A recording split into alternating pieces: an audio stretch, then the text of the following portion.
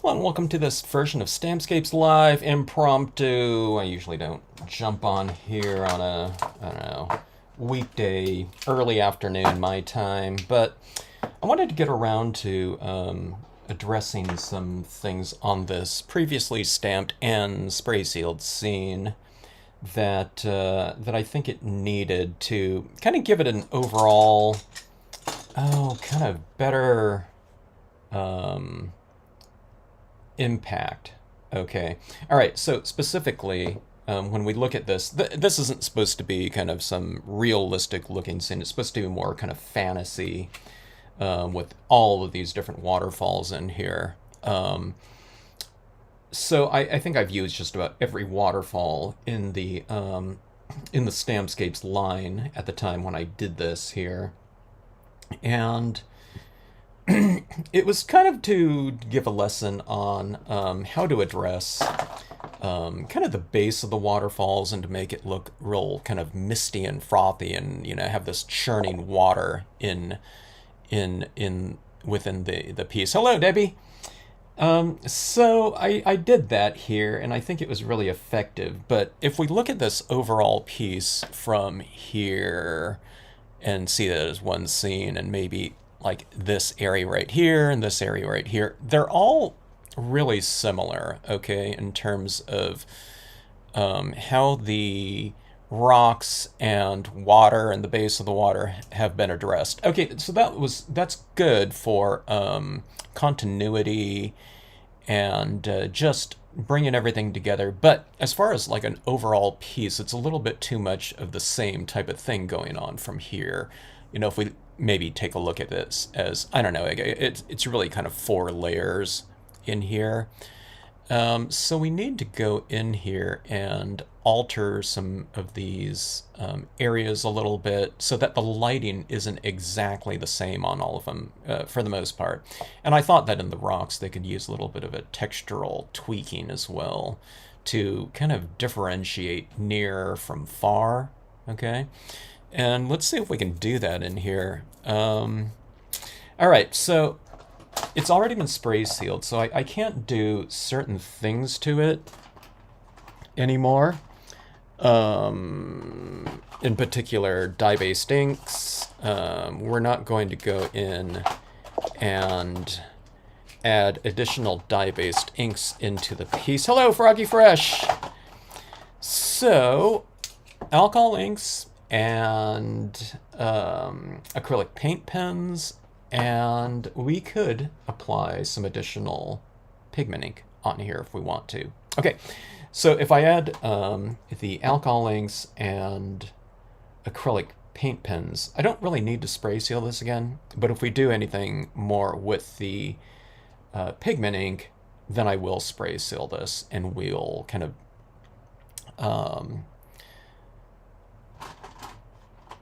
I don't know, it kind of encapsulate an additional layer of media between layers of sealant. Okay, so we'll spray seal off layers of sealant, so we'll have the base layer and then a secondary layer in there. All right, okay, so blue tones right here, but the thing about this piece too, I thought it was, like I said, it's kind of the same note blue, so if I can kind of introduce a little bit of an additional tone in here, that I think that would be good.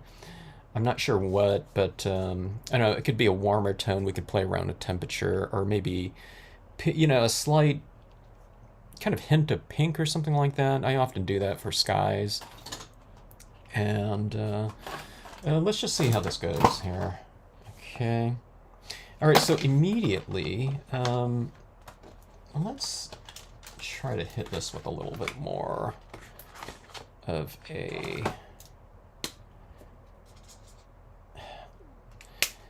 Let's hit some warmer tones within these rocks down here. Okay, some of it will be really subtle. I hopefully at first. Okay, because I'm coming in here with a really light value. It's showing up here though on these rocks, so this is kind of a bit of a beige, and I don't want these rocks like super warm or anything like that. So I'm going to use this as kind of a base layer for some additional gray, so hopefully it'll give it kind of a warmer gray tone, at least in this row down here, okay? And as we move away from that in the distance, it becomes less intense, okay? So that's one way that you can separate distance, is you can have kind of warmer, more vibrant tones in the areas or objects that are closer to the viewer and less as it moves away from it. Okay. As you know, that's just generally the way things look out there in nature too, because, you know, things at the distance, light is hitting that and coming back to our eye, and it's going through more kind of suspended sediment in the air. So it kind of breaks up the imagery, so it's not quite so vibrant. So, you know, a tree in the foreground like this, well, this one's black, you know, compared to one in the distance, if you go outside and look at it, you know, it probably is not going to look like green or something like that. Now mine's not green because I had to make these ones stand out against the background, but just as an example. Okay, so I'm going in here and getting a little bit more definition on some of these rocks too. You know, this is 8.5 by 11, so this is a really big scene, so, you know, I'm usually not getting like little tiny things like that filled out, like the minutia, especially if it's on a live stream. You know, I don't want to have like a, I don't know, I might do things in several different parts, you know, part 1, part 2, part 3, but most of the times I don't want to spend way too much time on like the super fine points, but it is fun going back into these pieces. Okay, so you can see, this rock's looking a little bit better to me too now, and just getting this overall warmer tone. See, this area now, to me, just from this super light tone in here, to me it looks different than the rocks right up here. So I guess I'm separating this lower half from the top half by not doing it up there. It's really tempting to go up here and say, okay, these rocks look better, you know, with this additional kind of brighter tone. So we want to do it up here, but we have to kind of look at it. I'm looking at it more as an overall now, as opposed to like individual things, you know, and making like that rock look better. You know what I mean? This is kind of for the, playing it for the overall now.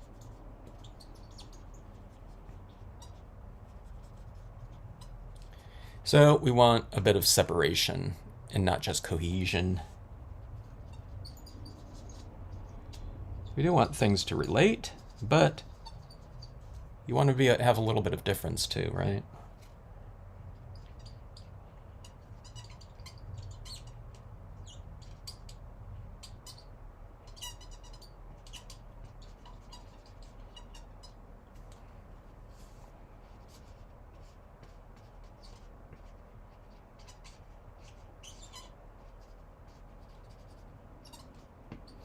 All right, yeah.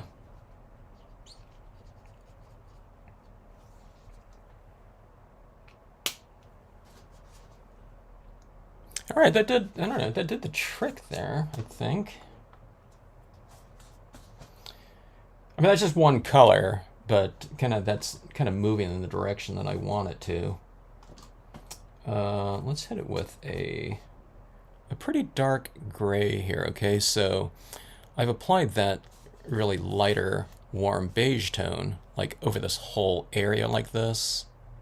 But now when you start hitting it with something that's, you know, reasonably dark, what we'll do is we'll focus more on the shadow areas within here. So, you know, all of these different designs, this design isn't in here, but what I'm going to do is I'm going to hit the areas that are just already inherently darker on the designs where I've really kind of defined shadows and things like that. So it's just kind of going in here and toning those areas. So it's not on the top of that rock right there, but it's kind of on the base of it. So I'm darkening the designs where they're already dark. Okay, we're just enhancing it a little bit more with some additional grayscale tone here, like this. Hello, Catherine. Good to see ya. If anyone else is on, thanks for checking out this little tweaking segment here while you're on. Just little refinements here and there on this piece. Let me see if I can zoom in a little bit more here. Okay, so see this right here, this where this rock is darker in here already. I'm just going in here and just reiterating that.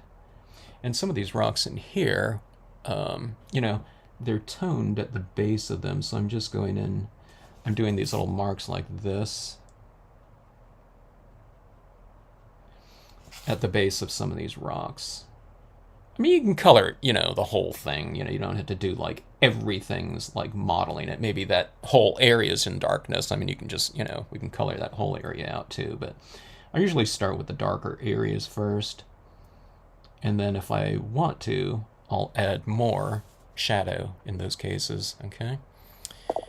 Let's see here. Okay, now here's one of those things that we can do. I mean, the top of that rock I think looks good light, but if I want to play contrasts against one another, see how this lighter waterfall is back there, I can put a tone over the top of that and darken it. It doesn't have to be black or anything like that, but I can just make that a little bit darker, and that will play these two contrasts against one another. It'll go light, dark, light like that, instead of having this whole thing light like that. Maybe we could say that this rock isn't quite as reflective of light as falling, churning, kind of oxygenated water, right? So let's take a look at that, but let's not hit it with this gray right here.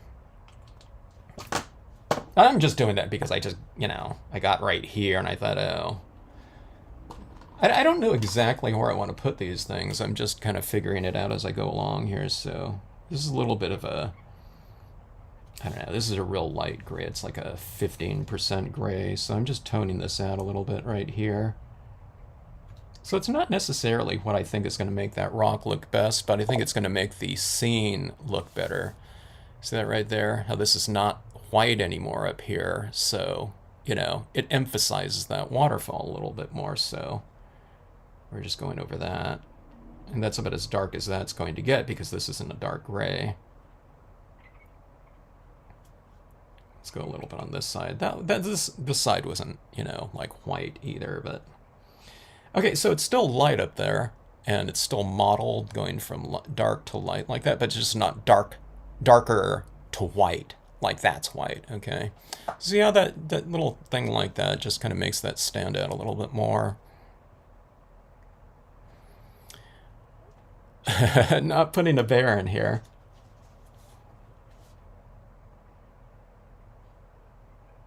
You can buy it Froggy Fresh and put one in there, though.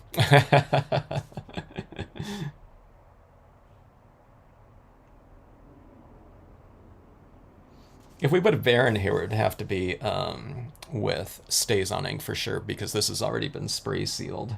So no more dye-based ink impressions. All right, I'm just kind of adding a little bit more of this as I go on here. I like this gray tone, what it's doing. Here's this rock right here. Let's kind of darken in the edges here.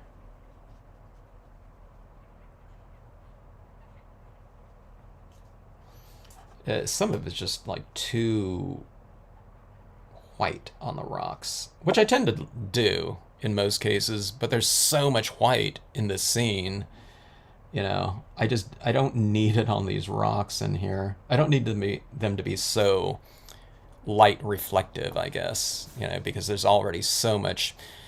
There's not really a light source in this scene, so when you don't have like a light source within the scene itself, it's the lighter things that tend to be, you know, to create that lighting within there. So it, you know, I mean, if these were moons or something like that, there would be like a bunch of them in here.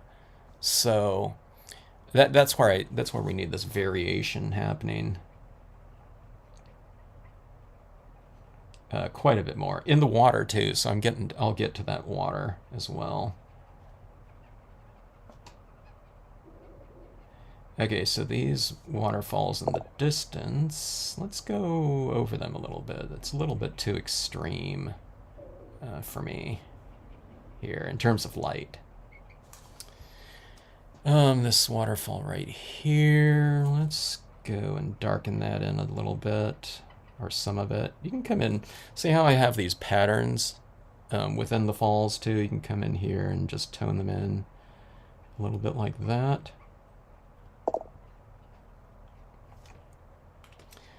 And let's blend that application out a little bit.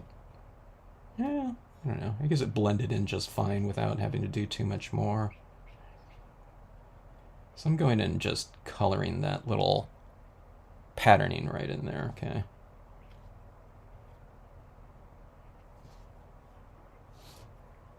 All right, so that was my little, I don't know, or big distraction here. I was working with this gray before, right here. Pretty dark one. Let's go back to that one now. Let's see. I would put a little, if I put something down here, I think I would want the bear and water right here. All right, see, right back in here. So if you have a bear up here, it would be like the size of like, see, there's all the pine trees back in there. Unless those are like really tiny little saplings coming up or something like that. Possibly right here because these trees are large enough, but I think right down in here would be kind of cool. I don't know, there's not very much space for it right here though. If anything, I would put like birds flying around in here like that, you know, through the mist or something of that sort. Something really small. Oh, I do have those that little mother and child now image. I made it for, you know, sometimes there was just like some scenes that, you know, everything in the scene is just at a scale that you couldn't really put anything in there. So I made that mother and child stamp really small so that, you know, if we wanted to put something somewhere like that, you know, we could use that one. You know, they'd be like hiking like through over the rocks, you know, in very, in this case, a very precarious area. In Yosemite, like at the tops of some of those waterfalls, you know, everyone's always, you know, jumping the rails and they want to get, you know, that selfie or something like that, you know, closer to the edge. And this is like pre-selfies too, but or social media and all that stuff. But you know, people were always, you know, historically jumping those rails. But at the tops of some of those waterfalls in Yosemite, it says something like, you know, if you jump out, you know, if you cross the rail, you know, and get next to the, you know, try and, you know, get next to the, you know, the running water, you'll die.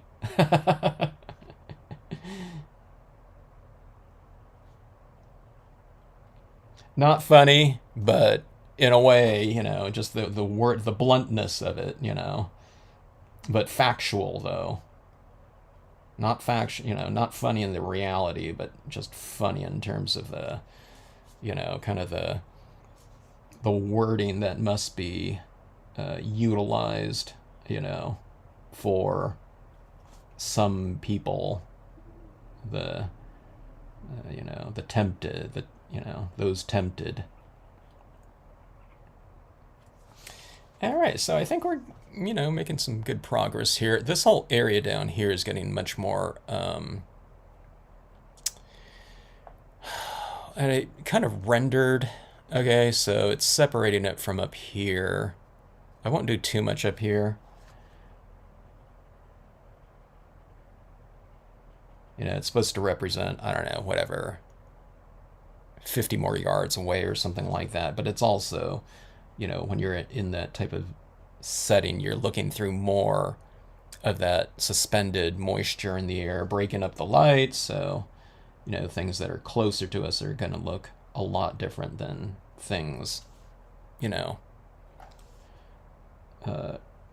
not that far away, but in that type of setting, quite different in terms of the visuals.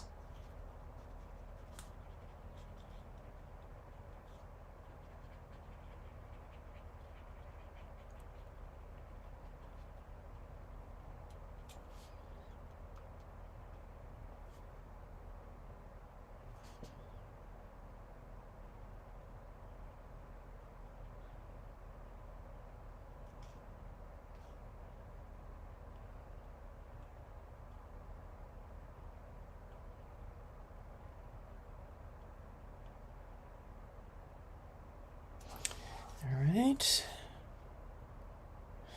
Still a little bit too greenish down here when warm, but I want that as a base coat so that, the tones that I lay over the top of it will kind of glow a little bit with warmth.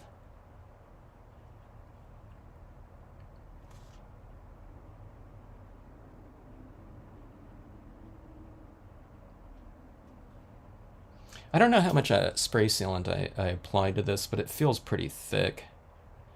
A lot of times I don't like to spray seal too much around in this misty area where I've applied white pigment ink, because the white pigment ink can kind of start to disappear if you've applied it very thinly, and if it's over the top of something dark, it gets more and more transparent if you hit it.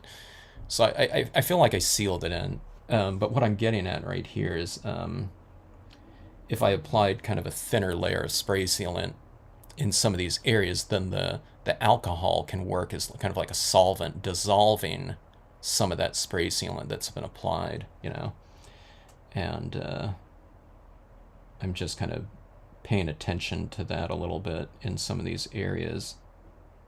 If I feel like I'm going below the sealant, which can, affect the way that I apply the ink on there, because it's going to be more absorbent because I'm hitting bare paper. I don't think that's the case, but I don't know. I haven't been doing this for too long. Manipulating pieces that have already been sealed. So, still kind of getting the feel for it a little bit.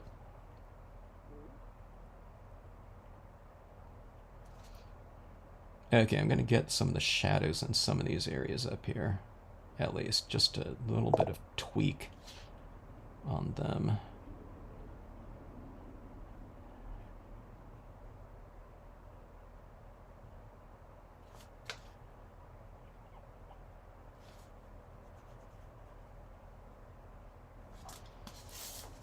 Okay. I think we've got the modeling we want in here. That's great. Okay, so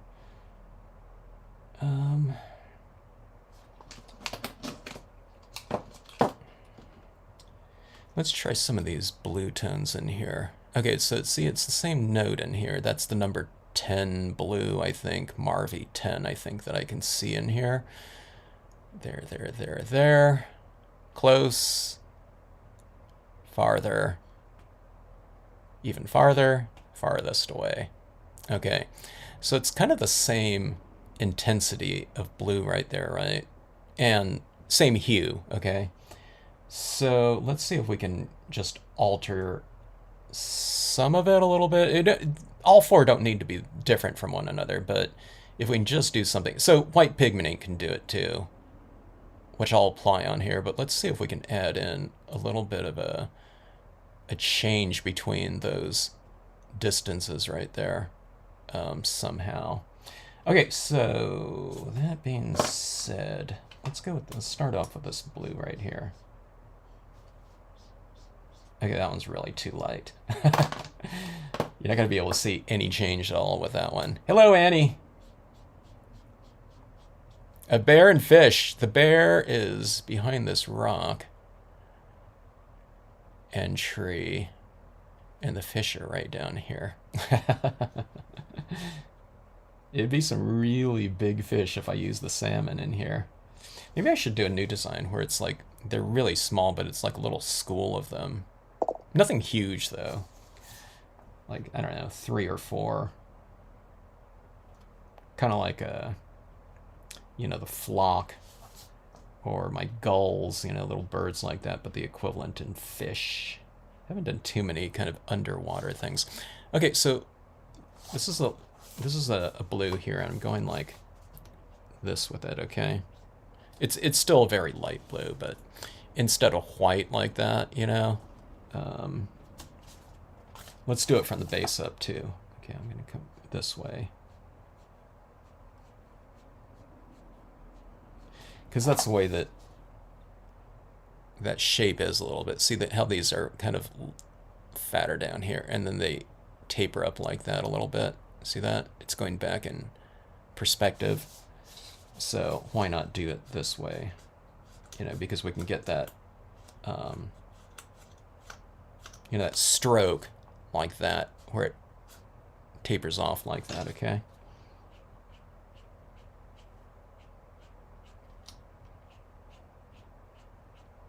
This is a really super light blue here. I almost feel like I'm applying, it feels like I'm applying a colored pencil or something like that on here.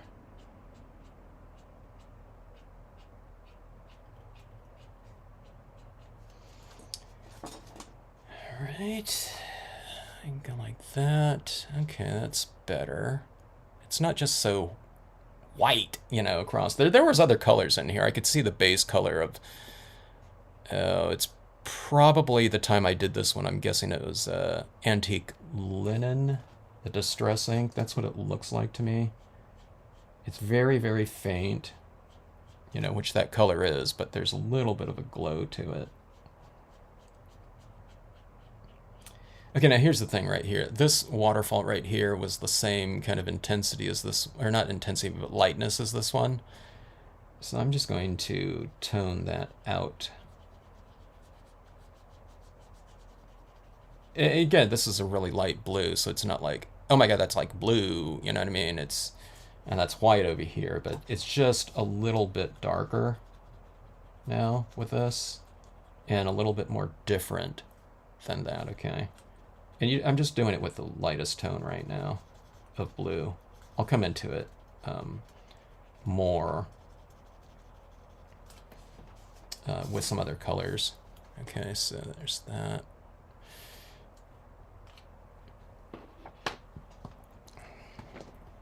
Hello, Caroline. Thanks for checking it out. You can always see the beginning of this one, Caroline, is in a completely different video. I think it's called Falling Waters or something like that. If you just type in Stampscapes Falling Waters, this scene was done, I don't know. It's probably been a couple years at this point in time. I don't know if it was on a live stream or if it was pre-recorded. I'm not sure. This one might even be done in a... I don't know if I was doing voiceover, like a sped up version. I might have, but there might be a sped up version of this one, you know, coming together. Usually the fun part for me, the funnest part for me on scenes is doing these little tweaks. I like doing these little refinement types of things. But on this one right here, that was kind of supposed to be more kind of like a fantasy area, you know, featuring waterfalls. And I wanted it to be, now that I'm thinking about it, I think I wanted it to be the most extreme waterfall scene ever stamped. Just in my own mind, though, you know. Okay, so what I'm getting is the composition of this one was actually really fun. Just stamping everything out, you know, just in black ink. That was really fun on this one.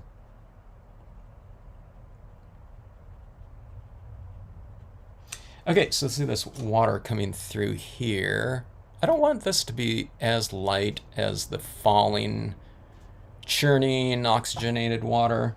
Okay, and I don't want this like completely dark in here either, but let's add some tones in there. Okay, so that's a little bit too light. This one might be a little bit too dark for me. Huh. Let's see if I have an intermediate in here. Let's go with the... This is a little bit of a blue violet right here. Let's see. Let's try that one right here. This is just a little hint of violet within this. So I don't know if it's more red than blue in there, but one of the things I was mentioning when I was doing this is we want to kind of tweak our color scheme in here a little bit, just so there's a little bit of a difference between whatever near and far, you know. Well, I guess that's it, near and far. Okay, so yeah, this one seems like it'll serve that purpose. Okay, so right in here, I don't want to change this kind of aqua green little pool, but let's get some of this other tone in here. All right, this is doing the trick right here. Plus also, I mean, violet is kind of, you know, it's a part of, you know, blue's a part of it naturally. So this might serve to, when you're adding this little bit of violet in here next to the blue, it could create a little touch. Now this, it's not an intense violet here, it's very dull, but it could create a little bit of a kind of a color glow when you add analogous colors next to one another. Colors right next to each other on the color wheel. All right, so see these waterfalls down here are taking on a little bit of different, you know, kind of tinge than these ones back up in here. Okay, so a little bit of that violet tone right in here. I'll do the same thing with this one right here. And this one, to me, could be darkened a little bit. So it's like that little kind of, it's like a secondary, I don't know, whatever, actor in a way, in a play. Okay, it's like off here in the corner, so I don't want the same kind of spotlight on them, than the other, you know, center stage right in here. Okay, so you're darkening this, and you know, you're just darkening it by, I don't know, maybe 8%, I don't know, whatever, 8%, maybe 7-8%. So I just a little bit de-emphasize just slightly. And there, like that. Okay, so it's a little bit darker right there. It's still pretty light though. But let's try that a little bit there. Soup and cornbread. Make enough for all of us watching Froggy Fresh. What kind of soup are you making? Oh, you're making bean soup. Okay, bean soup and cornbread. I just skimmed it. It sounds pretty good. The only bean soup I make is sometimes after, if you have like a ham and it has that bone in it, we take that bone and make like a bean soup out of it. Okay, this is a little bit of blue. It's a little bit too bright of a blue, so I'm adding it in some of these shadows right in here, okay? It's a little bit too bright. I don't know if you can see that. You can see it in person, but it's like right in here. So I added that down, but I need to mellow it out and blend it in a little bit. Kind of spread it around a little bit in there.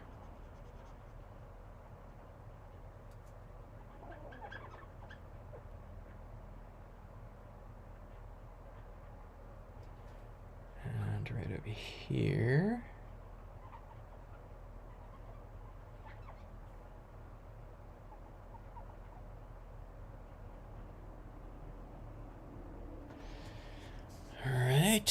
All right, so I'm looking at this kind of overall. I think, you know, we're getting there in terms of kind of what I was going for. This is still a little bit too light over here, isn't it?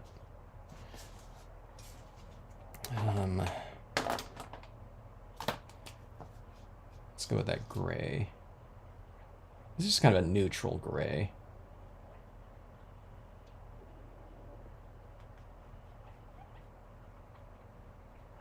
Tone that out a little bit. Where did that violet go again? Or that blue violet?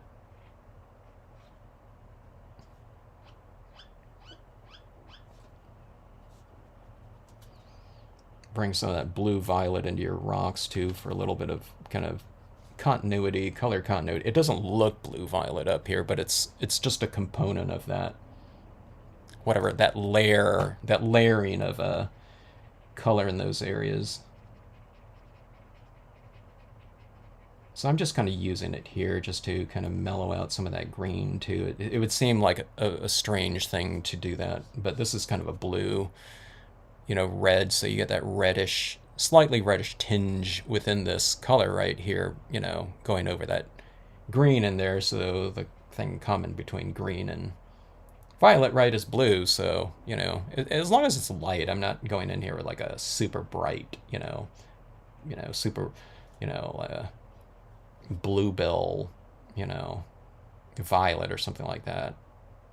But just something light enough and a little bit dark enough to kind of influence the colors right in there if they're layered.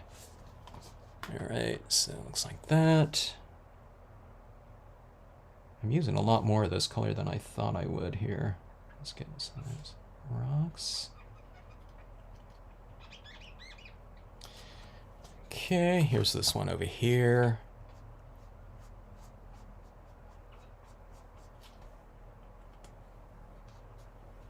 Just to darken that one in a little bit. Oh, there's 3 of this waterfall. The side waterfalls in here. Okay.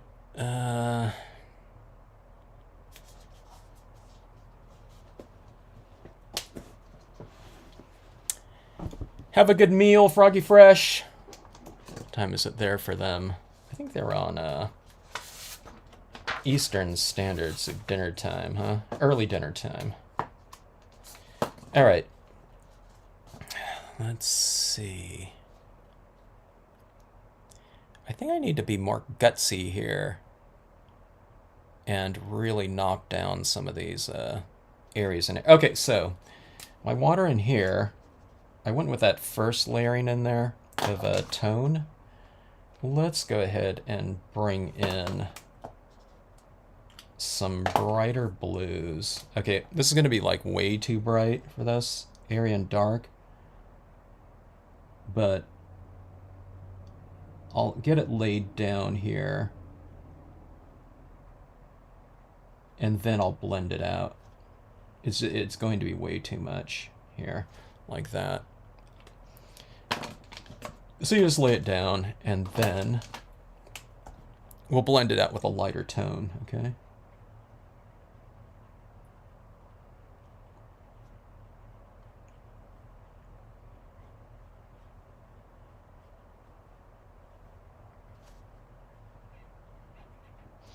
All right, and then let's see. Let's go back in with my blender pen, or I can come in with a lighter blue too, and I'll get the little bit of highlighting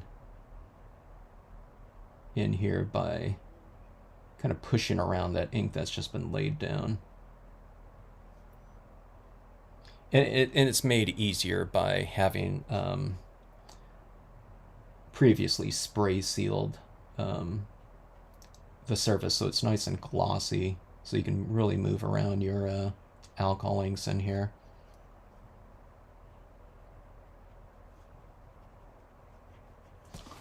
Okay.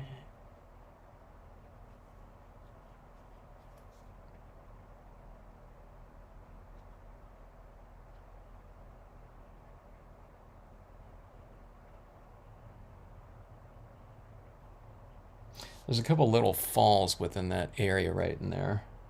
Okay. And then I'll just do these little streaks into that water where it's catching the light. Or try to. All right. Let's go like that. model that shadow area a little bit too. That's a little bit too bright of a blue, so I'll knock it down a little bit with gray again. So you got to go back and forth. You go light, then darker, then lighter again, then you go darker again. You can just keep tweaking it until you get it how you want.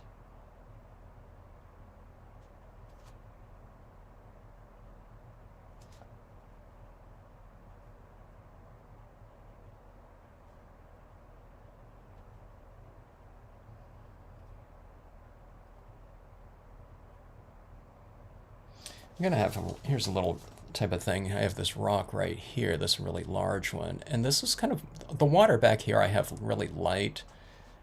So I'm gonna have that rock kind of casting a darker shadow in this area, so I'm going to tone this whole area out a little bit.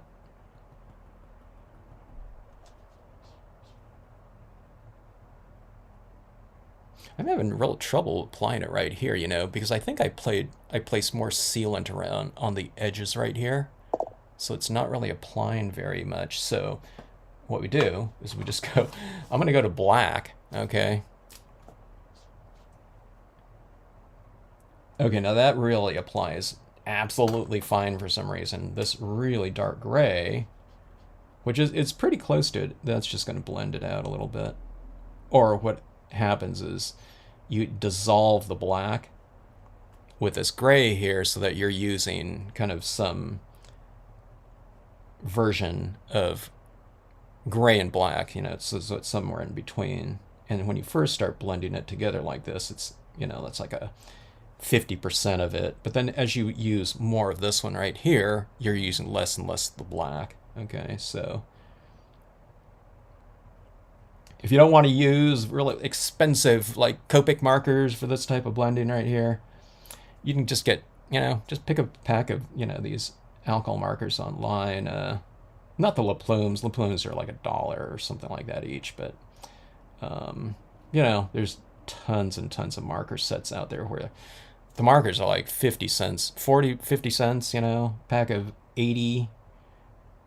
I don't know, maybe you don't even need that much, you know, pack of 50 for, you know, $25 these days. Just that, use that as your kind of like extreme kind of blending, you know, kind of sloppy usage like I do, you know, of them just really blending the heck out of them, you know. It's kind of polluting your pens, but you know, you just kind of rub it. I just go like that and it's out of there. You know, the cheaper ones aren't refillable either, but, you know, they're like 50 cents a pen though, so. I don't know, like these La Plumes I've been using for like, I don't know, like 8 years probably. I don't think any of them are dry. Maybe one of them might be a little bit dry, my light blue, and I think, I don't know if the blender pen maybe a little bit.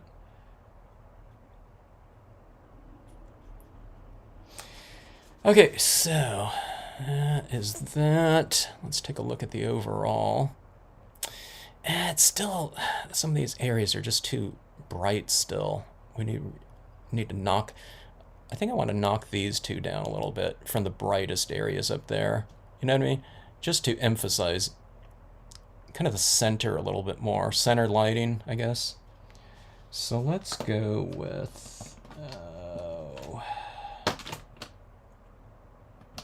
I've been using blues here. I mean, we can use other tones. Here's green. You know, there's like warmer blues in here.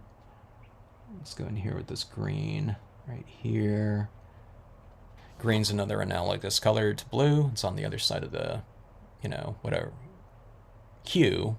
One side you go into the violets, one side you go into the greens from blue. So we can use that in here if we want to.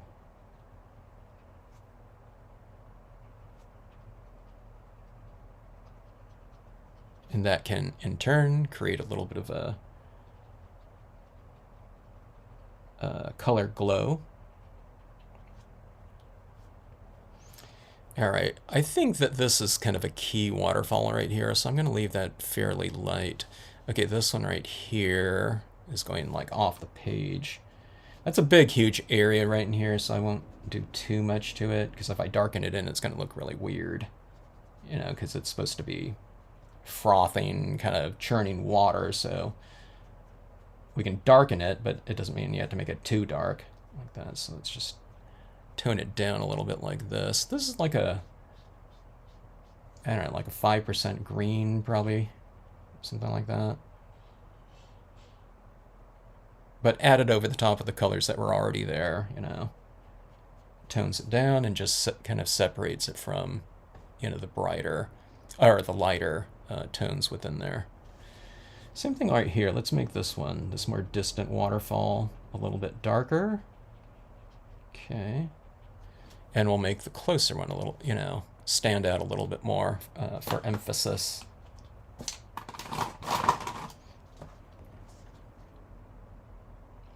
Okay.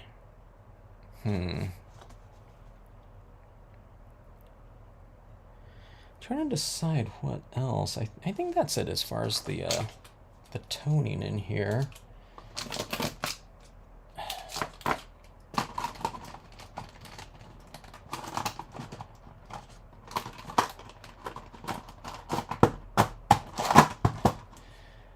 Let's go in here a little bit more.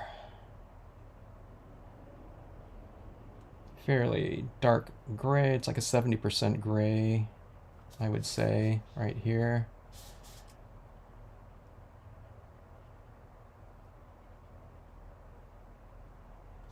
Oh, here we go. See these rocks right here? I made them kind of light, like they're capturing some of the light from up above, but darkening them in right here makes that waterfall stand out a little bit more. And I have this rock right here that's really light. So I like that in terms of just being an illuminated rock, but in the context of this scene, if we darken this in like this,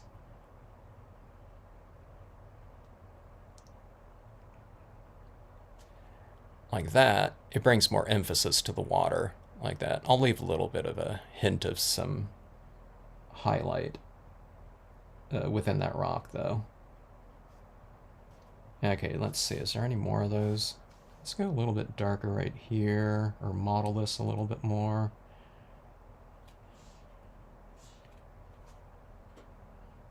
All right, if anyone's watched these videos before, you know, the ones where I mention it, kind of what I'm doing here with this type of little tweaking right here, you can refer to it as checkerboarding, or just kind of this oscillation of contrast. So right now we have, in these waterfalls right here, we have, going from top to bottom, you have light, dark, you know, this little strip of darkness right here. It's in the design itself too, but it's kind of like light, dark, dark. But to see, this was light before, so I just kind of pushed it back a little bit more. So it's dark, light, dark, light, and then dark right down here. Same thing going left to right, you know, here it's dark, light, light. I mean, but the lightness, I mean, it doesn't have to be the same lightness. It's just lighter than, you know, the areas right around here. So we got this kind of checkerboarding going on in here, you know, in whatever direction you want. Okay. Now in the waterfalls, it's just, you know, it's easy, you know, to kind of figure out where you want to do those types of things. I usually just make the water lighter, you know, because it's more oxygenated, and, you know, you want to emphasize that. A lot of times when people are doing waterfalls or something like that, I mean, you could make all your water, like a lot of times people associate waterfalls with, or just water with, okay, water's blue, right? You know, but if you look at a waterfall, that churning water is light because it's so reflective. It's like snow, you know, it's reflecting a lot of light within a given area. So you can have, like, this waterfall is blue in here, but just don't make it like that blue right there. So sometimes when I see it, it's like they stamp out their stain, their rock, and then there's like a, you know, like a turquoise or something like that, blue coming down, where the water is now darker than the areas around it, like rock or something like that. Where you can do that. You can make this much, much darker if you want to, but just make your rocks that much darker so that it emphasizes the reflective nature of water, you know, and how it reflects light. And plus, if you're stamping a waterfall, you want that to be kind of the, you know, a lot of the emphasis is put on to that scene. You know, anywhere a waterfall is, it's usually kind of the, you know, if you get any given location. I'm talking about, you know, in the real world, you know, anywhere waterfalls are, they tend to be like the star of a given area of the national parks or just location, you know, hiking destinations, everything like that. So you really want those to stand out. So if you keep them lighter, they're kind of in the spotlight. Plus, that's, and again, that's the way they just look naturally too. Okay, so I added a little bit of blue tones in here around these surrounding ones, just to make the edges a little bit different from the center.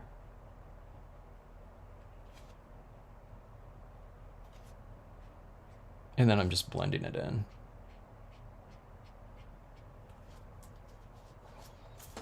That, so even within, you know, your waterfall, you can make this area in here, you know, you can have a little bit of variation in there as well.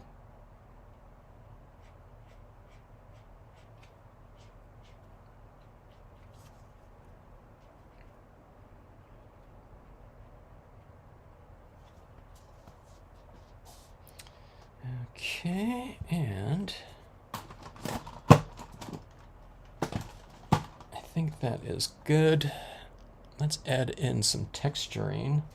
One thing they don't have too much of in the acrylic paint pen world, and I can understand why, you know, it's just not, you know, an exciting tone for people to use. I guess this one's a little bit of a bluish tinge. Let's use these two. But they don't have like variations of gray, like a 50% gray, 20%, which would be beneficial. But, you know, these types of pens are kind of geared for like coloring and rock painting, stuff like that. So I can understand, you know, like a kid too. A kid's not going to reach for, you know, a gray tone or something like that. So I can understand why it's not in these sets. But I wish there were some kind of more, I don't know, whatever, art-based acrylic paint pens.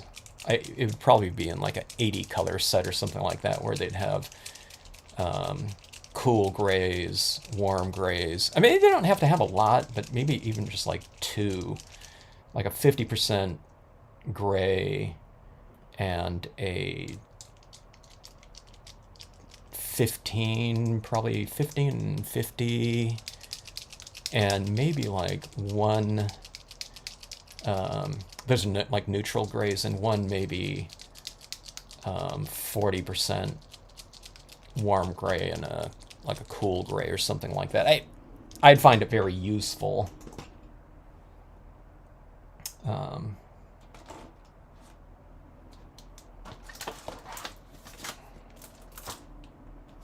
One of these days. Okay, so here's some grays right here. I guess this is kind of a violet. I don't know if this is, I don't know if I haven't used this one before. This one's probably going to be too purple, and that's not what I'm going for. But let's take a look. Now these are grays right here, but I don't know. I can't really use them as highlighting because they look dark to me. So I don't know if I'm going to be using them very much here. I need those lighter tones so that it stands out against darker objects. Let me see if I've even used these. Yeah, I've used that one. Sometimes I mistakenly grab the silver pen because it looks like a gray.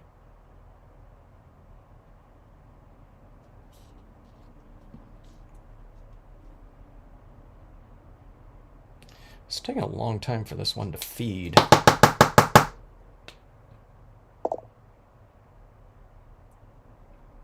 But I'd like these types of colors though in the 3mm version pens.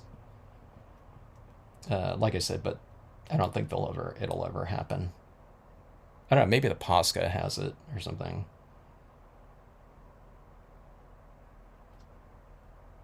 Okay, here we go, finally. Okay.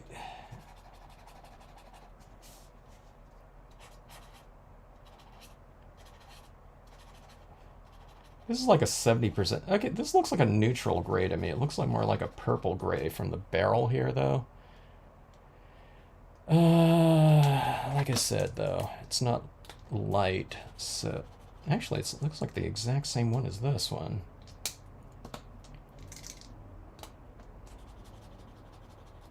This is like a 30% gray or something like that. When I mention these percentages, by the way, if you don't know what I'm talking about, it's just like if 0 is like white and 100% is black, I'm just mentioning, you know, the kind of the relative darkness or the, you know, the value scale of these different colors. Hello, Linda. Yeah, Linda, I just wanted to, I was going to tweak this scene right here. You remember this scene, Linda. I think you did, I don't know, you probably did 2 or 3 of these ones. But I wanted to tweak it, and then I just thought, why don't we just jump on here early and just click live. If anyone comes on, you know, that'd be great. If not, then, you know, it'd be just like the same thing as me recording it anyway, so. All right, you can't see this too much because this is it's like a dark gray, so if I'm adding these little textural kind of elements down here, like gray, like a 70% gray over a 70% tone in here, they're different colors, okay? So you can kind of see it close up, but it doesn't really stand out very much here. You can maybe see a little bit right there from a textual standpoint. I mean, I could see it right here, so if anyone had this scene, they'll see it. But there's not any contrast here, so, or that, not very much. But again, I wanted to separate this piece. Okay, so it's darker down below now, so we've created some value separation between up here and here. You know, richer tones in here than the more distant objects. But now, from a textural standpoint, I want to separate, I think, these objects right in here from maybe a little bit in here. I do want to texturize some of these rocks in here a little bit more, but especially right in here, just to create that kind of visual, a little bit more distinction between the different distances within this piece. Okay.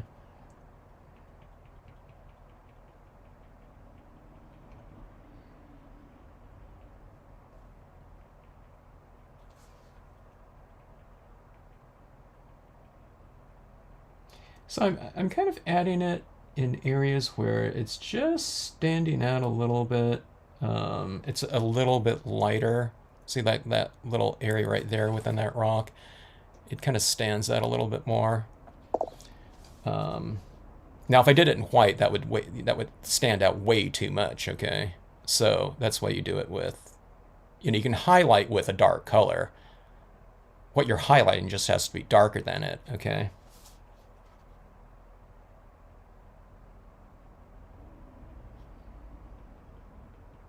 So dark areas, I don't like to use like white or something like that.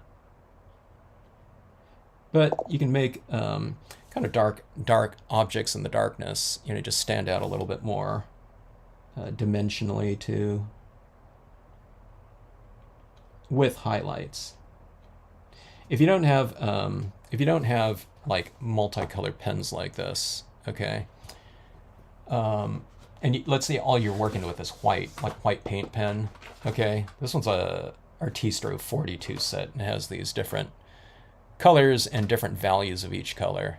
Sorry, it's blurred out right now, but Okay, so what you can do is you can add down, like white dots or something like that.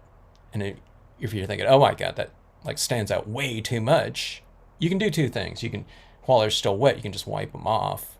Or what you can do if you have your alcohol pens, you can take these and you can tone out and you can color your dots, okay? Because the alcohol ink usually does stick to the acrylic, within reason, and you can subdue some if it's just standing out too much to you.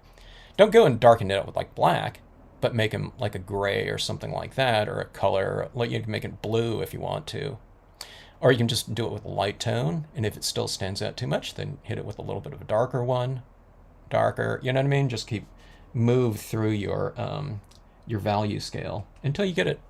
Those highlights the value that you want.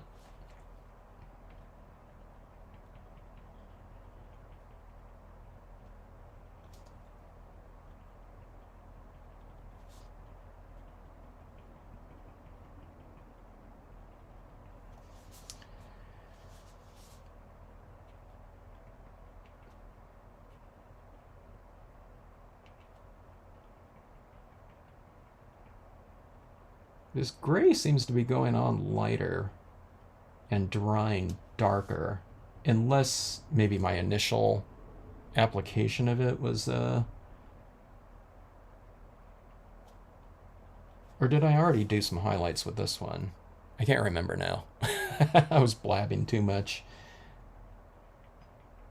Because as I add this down, there's some other highlights in there that are a little bit darker than this one.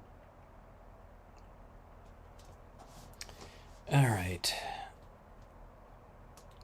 Let's go on with a lighter tone. Let's go to, I think these two are, yeah, these two are silver. And this packet right here, the popular colors like gold, silver, and black, they include two of instead of, just the standard one. All right, so I think white still might be a little bit too much, except in the lightest of areas. I don't know if I need to go in here with white because I already have all these like white kind of Dr. Martin's bleed-proof white splatter painting at the base of the waterfall. So there's these white little splashes everywhere. So I might not do anything with this. So these colors right here are the colors that are already in here, that warm tone right here. See, this is white right here. So you can see there's a little bit of warmth in here. And I think I'm pretty sure that was the antique linen. Like, see that tinge right there? It's a little bit warmer like that. So you can do warm highlights or cool highlights like this. And these are both very light, so they'll stand out against what you're applying it on. Because these rocks are really, quite dark here. So I need to be careful about applying too much of this in here.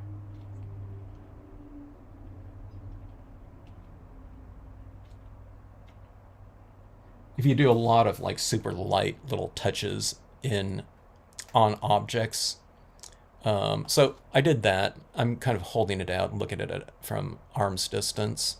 Sometimes if we focus in here and we're just kind of looking in these small little areas and doing this type of thing and coming over here without kind of looking at the overall like that and seeing how these applications are affecting the look of it, you can kind of like zoom out sometimes. It's like you're focusing a lot and then you bring it out like this. I mean, I talk about visually and it's like, oh my God, it's like, it looks like I put like Christmas lights over everything, which can look kind of cool, but if it's not something that you want, you just kind of be aware of it as you're doing it, to avoid it. But like I said, if you apply that down there, it takes a few seconds for this to dry. You can probably take a paper towel and just like that, and it'll come right off. Especially in this case where I've already spray sealed this.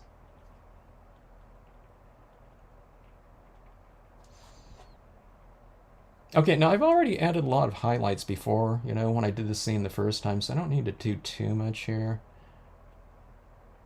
or I don't want to. I don't want to do overkill. Okay, so that looks like that. See, it looks pretty busy right in there, but this is like looking at arm's distance, so I don't think it's like looking at this piece, it's like going to be like, oh my god, this place is like crawling with dots or something like that, which can happen to me, a lot, because I like doing this type of thing, so, and it's really fun, so it's easy to get carried away. Here we go. This is looking pretty good in here. I have these splashing kind of water, churning waters where it's splashing down here and it's misting with the white, Dr. Martin's bleed proof white, but I'm kind of interspersing some of the blue in here now to give that a little bit of a variation. Maybe I'll do it like this. I'll add some of these blue splashes down here, where there's like color variation, and then as you move away, maybe there isn't color variation, so it separates the near from the far, a little bit of a difference in the textures.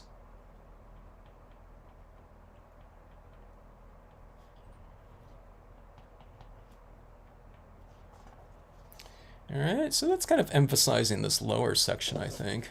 I don't know if you can see here, but there's some little blue specks amongst the white now. And see how it's different than like this up here. I mean, it's subtle.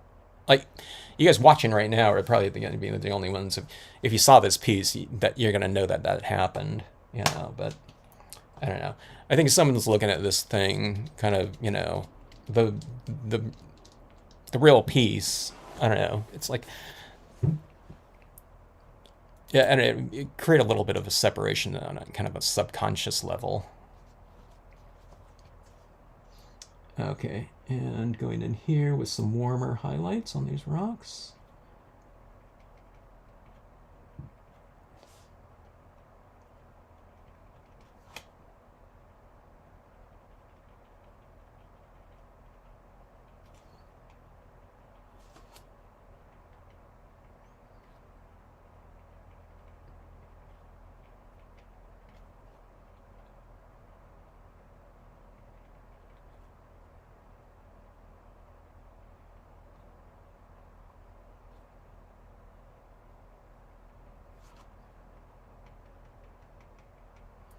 I'll add a little bit of this warm kind of tone in here. This is like a light beige-ish color.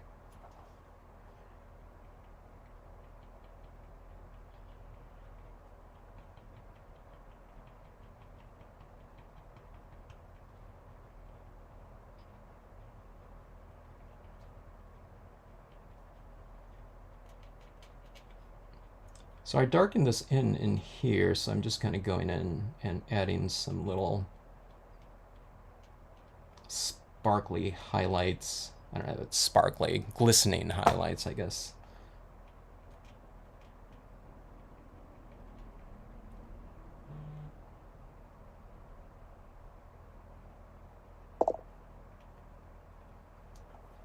Alright, so mostly doing my work down on that lower section, but let's bring some of it up here too, I think.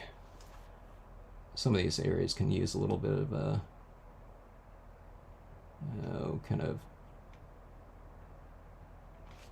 highlights and I don't know, whatever, form defining, I guess.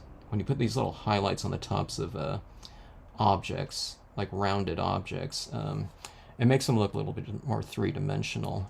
Even if it's just like a couple little dots like that. You see that right there? How that rock stands out a little bit more. There's just like, I don't know. There's like 6 little dots brought in like that. Okay. Let's see if there's another one. Like, right. Yeah, that's really dark in there, so I don't know if I want to add in any highlights in there.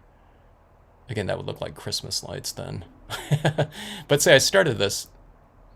It's a little bit lighter on top of that rock, okay? So, okay, let's see. It's starting to get a little bit busy down here, so I'm going to use a little bit more white pigment ink in this area after I'm done. It can get a little, quite a bit busy looking. So I mentioned that whole thing of sometimes it can look like Christmas lights over everything, where it's a little bit too extreme. Okay, I mean, you can do something with the dots, but I usually just leave them in there and I just go over it with white pigment ink just to mellow some areas out. Okay, so it was looking a little bit too dotty down here, so I'm just going in. I'm adding like a little line work in here instead, or just interspersed within those little dots. Sometimes you use that instead. That mark.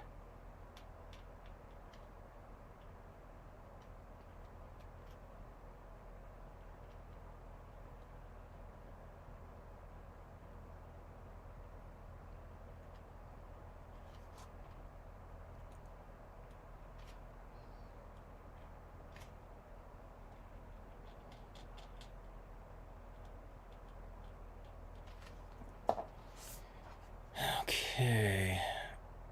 Rocks are looking better, I think.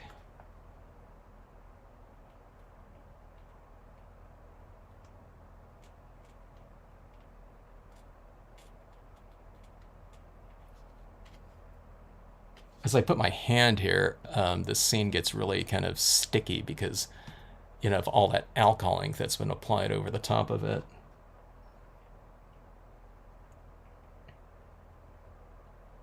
I'll seal it in with another spray sealant coat, though.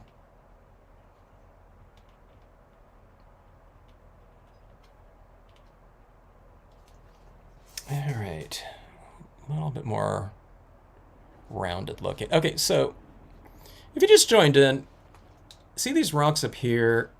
They're darker, they're a little bit more defined, and I mean, it's subtle. It's not like, like crazy obvious right here.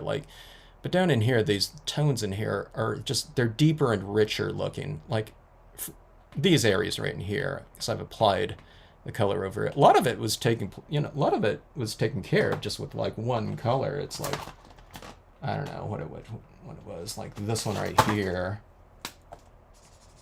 like that color right there. I mean, it's really super light, but it's warm, but that was applied on these rocks down here and not up here. Okay, now I've added a lot more colors in the meantime after that one, but the bulk of the work was just done with one extra color over the top of all this area right here. I know these look real green in here, but there was some green down there already. But I've applied some blues in here, a couple different gray tones, some of that lavender bluish tone a little bit here and there. But okay, so these rocks are just different than the ones up here. So they're a little bit richer down here. So I think that separates the scene a little bit in terms of distance, okay? Something, you know what I mean? Just something different looking. It was too much of the same kind of note. Like, I don't know, like 8 of these areas right here, it was like light, light, light, and light like that. Okay, and it was too similar, so I've been knocking back some of the lightness of some of these falls just to make it a little bit more center oriented. This one might be still a little bit too light here. Just to make a little bit of a change between some of these areas. Breaking up the monotony, basically. Okay. Let's go like this here. Okay. Like this. Darkening in that. And I think that should do it. Again, I don't want to make this one. This one's like really standing out. It's pretty light. I mean, I can't put a tree there because that's too distant. There's already like really tiny trees in there, so. But yeah, it just, I wanted to create some separation and richness, I guess, in these areas. And I'm realizing that you can do a lot more to scenes with this type of, refinement if you spray seal the piece first. I couldn't build up my alcohol inks like this on this piece right here. I don't know how much I used before of alcohol inks on this scene, but you know, at some point in time with the alcohol inks, so, you know, if you keep building it up, you're going to be dissolving the ones that are underneath here, especially on glossy cardstock. And so, but if you spray those in and lock the, you know, the initial layers down, then you can go back in here with more. Now, as I'm going in here, I'm kind of utilizing that ability to dissolve my alcohol inks just to kind of spread them around a little bit more. But then if I wanted to get more buildup, and in this case I don't, because I think it'd be overkill. And it could muddy the scene instead of kind of brightening it up and everything like that. You know, you can spray seal it though, and you know, apply more if you think it, you know, if it could utilize some more. So, all right. I don't think I need to do too much with the pigment ink in here because it seems like it still is kind of real frothy and misty in here. But maybe throughout here a little bit.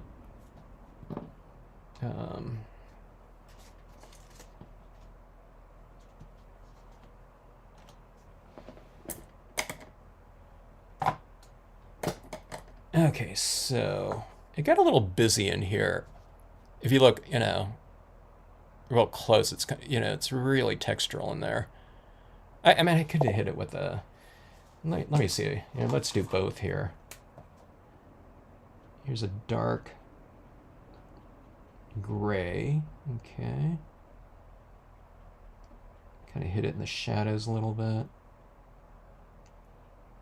I'm going over some of the like the paint pen, you know, dots, making it a gray dot, you know, instead. But let's do a little bit with both. Let's darken specifically, and then lighten a little bit too. So we'll have a little bit of this like cloudy mist kind of creeping in right here, I think. Let's take a look and see how that looks.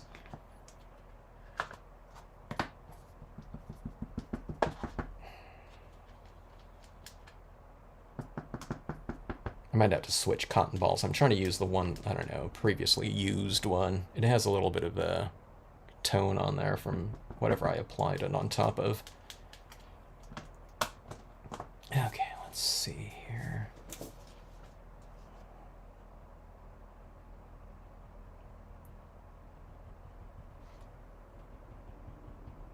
Let me alter some of these trees a little bit too. Yeah, I seem to remember those waterfalls of yours, Linda.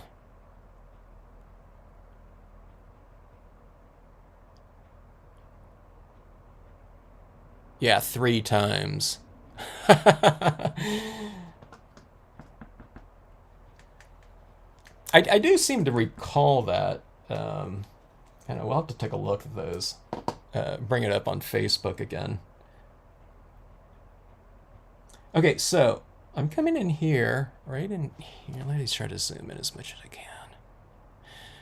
So these trees are all looking very similar too, so let's give them a little bit of variation. I'm hitting some of this white pigment ink at the base of them.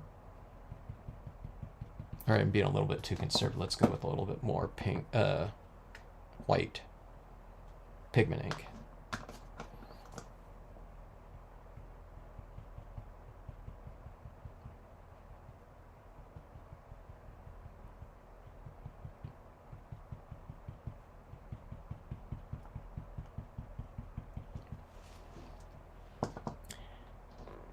Hello, William.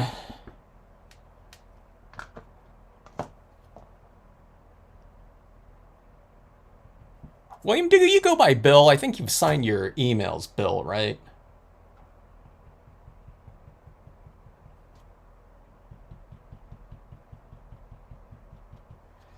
All right, so we have this kind of this lighting coming through here a little bit. All right. And let's apply a little bit more around here.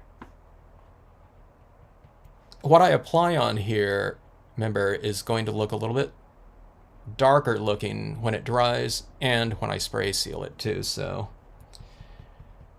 Uh, if you're applying this type of thing, go a little bit more than what you think you need to.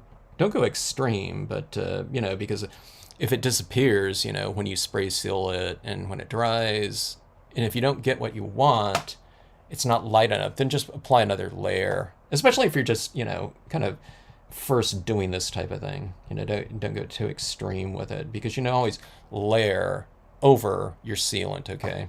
And if you're doing, you probably don't have to spray seal this if you're doing it on like a matte cardstock where it's really going to be adhered to the surface. But if it's on a glossy and a glossy spray one like this, then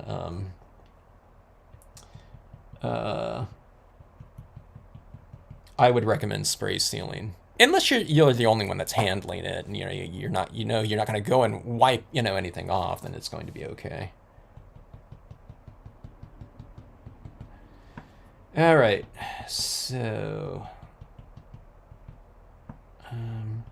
some of this white pigment ink has been applied right there too with a little cotton ball. See how that star is kind of glowing like that? I just did the star with the white paint pen and then just hit the center of it with a Q-tip. That had just a little bit of a white pigment ink on it, and then you can make those little orbs, or whatever, those little things like glow like that.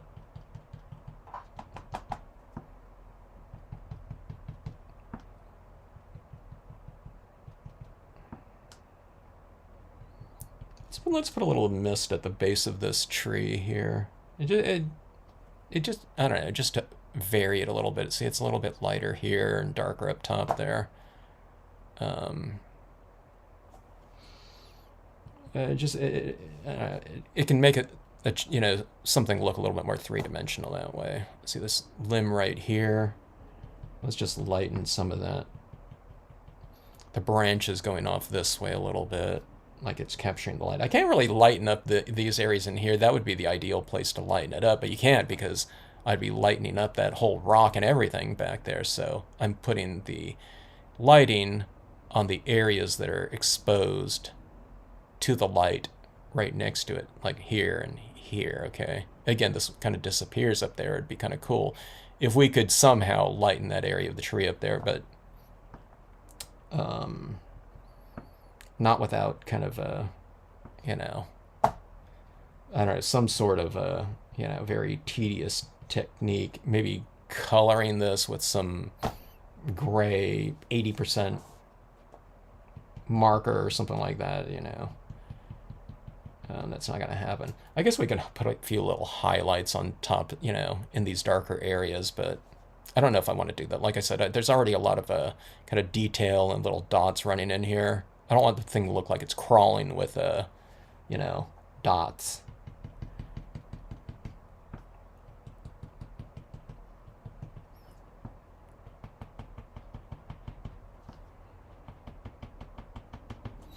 All right. Speaking of that little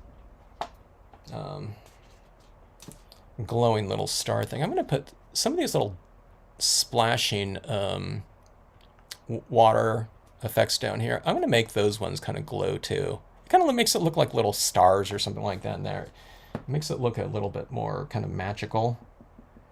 It's like little, what do you call those little things? Those little forest, not nymphs, but those little orbs, the little you see in like the movies. But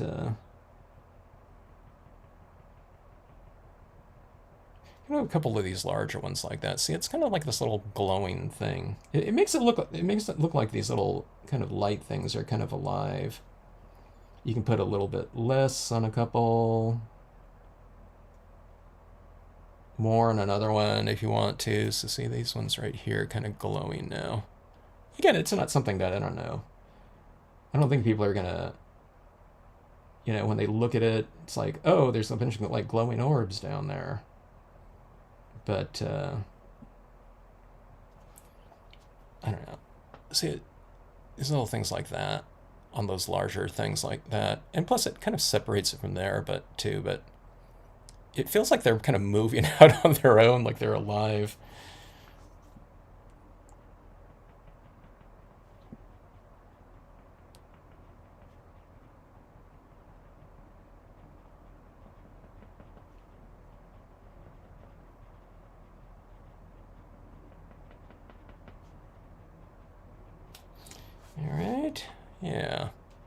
think that helped a little bit.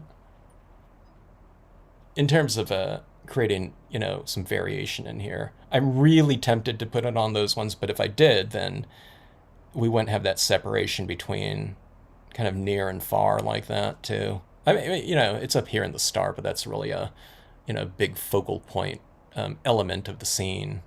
I added that kind of North Star in there type of thing because it really needed something in the scene. It's kind of interesting that all of this is going on down here. It's not like a quiet scene. It's active and moving and everything like that. But I think kind of the smallest little element in there is, it's just as much of a, a focal point as anything in here. Yeah. Froggy Fresh was saying, hey, is a bear going to go in there or some fish or something like that? It almost could use like a little figure in here, like a little tiny little person. I would want, if I did that, I would make them like really, really small. But they would really stand out though in here. Maybe too much, or maybe it'd be like a deer or something like that.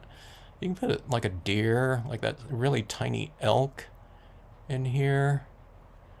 I don't know what it would be doing walking around and, that area like that, where like a goat would go in here. But if I put one right there, yeah, it might be too much though. Like I said, in terms of a visual anchor going on in here, there's already so much going on. I don't know if maybe it'd mellow the scene out a little bit, but I don't know, like a dark little figure right here. I don't know, I'm just keeping it this way. All right, so there's my tweaks on this waterfall scene. For me, those little herbs like that moving around here. I need one more here. Oh, here, I'm gonna make one in. Let's do one in like this bluish tinge right here. Which one? This one's a little bit of a warmer blue green here. Let me see, let me put one right here. And right here. Here's a couple of them right here.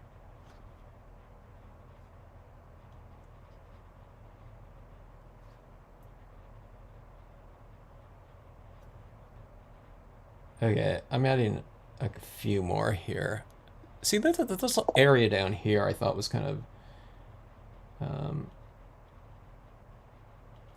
lacking some interest. So now I have these little kind of living little things in here.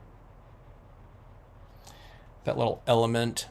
Now suddenly, I don't know, it's more interesting. It's like putting stars, into a dead area of a sky or something like that. I don't know, like right there, this one's like super prominent, but all right, let's see. All right, I need to heat set this a little bit.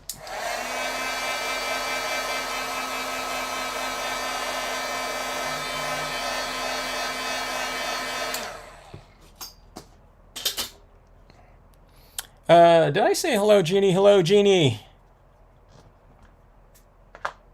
Oh yeah, Jeannie, you just did those waterfalls.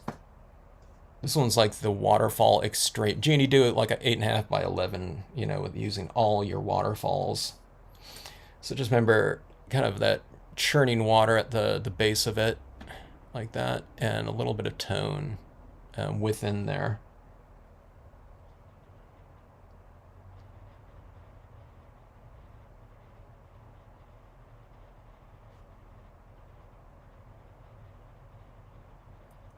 All right, so here's these little kind of glowing orbs. I'm adding just a touch of this to some of these so that some of them look a little bit lighter than others. But now I have some that are kind of a little bit of a greenish tinge. They could be, you would never get these like lightning bugs fireflies like around in this area right here, like this waterfly, you know, but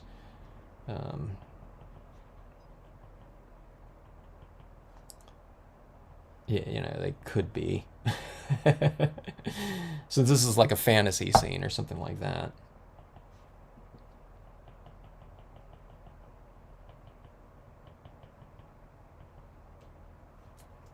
All right, so we had a little bit of this little glow. It's kind of like they're moving out from that area like that. And see that there's little areas down there? Didn't that kind of add kind of a lot of visual interest to this otherwise kind of dead space? It's just like dark in there. I mean, there is texture, but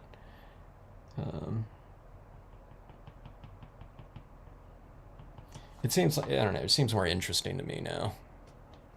So that, I don't know, that took care of that. And plus, it's like a different, you know, having that softer texture in there amongst all of these sharp stamped objects is good. It's providing a little bit of a textural balance.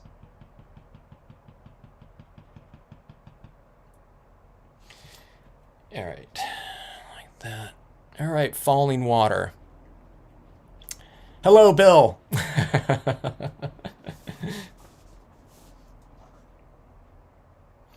All right, let's see here. Vertical. You can see it like this here. There we go. Much better. All right, so I think that, I don't know, I got done what I wanted to get done, and I avoided some of the things that I thought could happen that I'd want to avoid. Meaning, some of this area, I wanted to add more detailing into my near rocks, and adding some something into them. So so everything was like a bluish tinge. I did that base coat with the warmer tone. That's why all these are kind of glowing a little bit more than just, say, a white piece of paper. You can see like a hint of, you know, some tone in there, I believe. And if you just joined in, I think that was the antique linen that I was using as a base coat over just everything. And I think I stamped over that or something like that. Or I stamped it in first, then added a, you know, base coat of a, you know, a little bit of a tinge of warmth. And that's why, like, I think I stamped out everything first, and I added my base layer coat because I could see that waterfall in there is a little bit. I added some tone to it today too, but I think it was already a little bit darker than this one. So base layer coat of some warm tones in here. Okay, so what I'm getting at was it was kind of the same thing between top and bottom. I see this as like 4 strips right here. Here's near, more distant, a little bit more distant, and farthest of it all visually. So I wanted to create a distinction. What I ended up doing was like these areas down here were kind of glazed with another layer of warmth, just with a really light alcohol ink hue and value, okay? So that warmed it up, so that separated it from the distant areas. And then, I don't know, whatever, 6 more colors down here, a lot of gray, different versions of blue in this area, just to push, you know, that distance. So you have things that are a little bit more intense and defined in your closer object. I mean, this one's supposed to be extreme. That one's supposed to be like, you know, whatever, 7, you know, I don't know, 3 miles away or something like that. And those high rocks out there might be, you know, whatever, 5,000 feet high or something like that. Okay, then we have this area down here, which is within, I don't know, whatever, 20 yards of us or something like that. So you have the brightness and stronger value range in your close objects. And then visually, those areas that are a little bit duller, less intense, and things like that, you know, back in the distance, it pushes those back. Normally I don't go like this extreme, but this is like 8.5 by 11, so I'm spending a little bit more time with it on, these tweaks right here. But usually you can just do this whole thing, what I'm talking about in terms of pushing distance. You just use pigment ink over the back of it. So you just, these are all stamped out in black, but I just used pigment ink at the base of it. So pigment ink at the base here goes like halfway up the mountain. Pigment ink here goes whatever, like a third way up this one. And the pigment ink down here, it's just kind of right around the things. It's not like a formula, like, okay, you go 50%, 25, 10%, 5% or something like that. But I don't know. When I look at this, it's almost like that happening. There's just pigment ink like right around in here. So I don't know. I went up like with a lot of it, like up here. I mean, this is like some kind of rock. It's like out in Yosemite or something like that. So something like that would represent 2,000 feet. Or something of that sort, if they're about 4,000 feet high. So, but that's something you can do just like with pigment inks too. So, keep that in mind. It's the strength of the pigment ink. And no, I'm not a spokesperson for white pigment ink either. But it just works darn good for us, you know what I mean? And it, like I said, it can save a lot of pieces. I think it saved my overworking of this area right here, but the pigment ink also, I mean, it kind of made this area right in here. I really like this area right here with those little glowing orbs in here. It kind of made it a lot more magical looking, So, so Jeannie, add some glowing orbs into your waterfall. Linda, if you like the orbs, maybe some people might not like it, but you can go back and add your orbs into your 30 waterfall pieces that you did. Let's see, more stamp-alongs, huh? Super size. Stamp along 11 by 17 monster map. Yeah. Let's see, the separation techniques really puts the distance in the falls in one of my scenes. I put your first small bear on the rocks. Maybe that's what Froggy Fresh was talking about, She was saying, hey, you gotta add that bear into the scene. She probably saw your piece. The deer came in to get a drink and listened to Julie Andrews sing. That was one of those. I've probably watched that musical more often. I mean, you're referring to The Sound of Music, right? I probably watched that musical more than any other in my life. We used to watch that all the time. Come on TV all the time. That and West Side Story, for some reason. The local channels would play those ones like once a year or something like that, or twice, something like that. Mine do not look like this. Did you spray seal yours, Linda? The extra layers of alcohol ink, just really light alcohol ink, really did the trick. So if you watch the beginning of this one, like just that one layer of alcohol ink, it's like, oh my god, that like completely changed it. So it was just like a nice beige tone, something like this. So no, not that. It's the flesh one. I don't know. I'm using these skin tone markers a lot now because they give me a nice warm tinge, and I'm actually using the yeah, I don't know. That one is. Oops, sorry, I'm doing this off screen here. Yeah. This tan right here, it's kind of the equivalent of one of those like distress ink colors like that. But anything, I think it could have been a green tone too. I don't know, maybe the warm kind of beige looking one is good for that because it's warm, for sure. But it's not so warm that it can't be used as almost like a neutral. Like I added that beige tone down there. Then I went over it with like a blue. And it didn't look so muddy. The more intense you get with certain colors, the less you can do without it on them without them looking muddy. So if you're going to go with like warm, very light colors, then you can always go over it if you want to with, light cool, medium cool, whatever, the opposite temperature range. So start with lighter tones like that, like I said, and work through your darker ones when you're first kind of tweaking things like this. Okay, so like here's another color like that. It's a little bit of a warmer, even warmer tinge.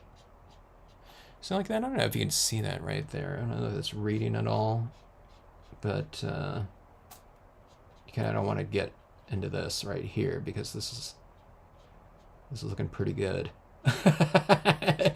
And I thought I was done. But just see that, you know, adding these little types of touches down here in some of these rocks like that. It's just a little bit of a... It glows a little bit more, especially on this glossy cardstock. And then, again, I've spray sealed it with the gloss spray, too, so it's really slippery. But you can really build up these little kind of warm little touches in there. See like that? See that? Can you see the difference between like right here and the top area? I just took that little bit and just went down here a little bit to create a little separation between those lighter falls in there. So yeah, I don't know. The benefits of spray sealing and transparent media. And again, this isn't something I'm doing. I guess I could, but I'm not doing it to this extent on a quarter-page scene. You know what I mean? But I would do some, like a hint of it, though. I think, going forward. I'm not going to do it in, like, multiple layers of, you know, oscillating spray sealants and media, though. You know. Probably, but maybe on the bigger pieces like that. It's good to go in and do it. Ginger's collecting monsters. Is it time for a big monster map, Ginger? Yeah. They just write down the next line. The monster maps are fun. Okay, so we're talking about the monster maps.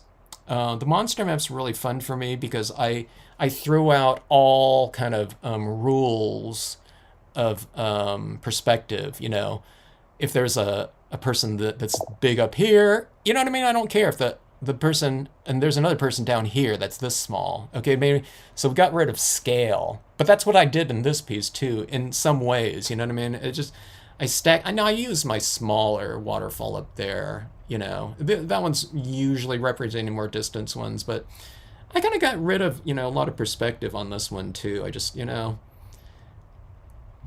I just wanted a kind of a stacky looking thing, and I wanted it more whimsical than anything. But the monster maps were like an extreme version of that, so it was really weird doing the first one for me.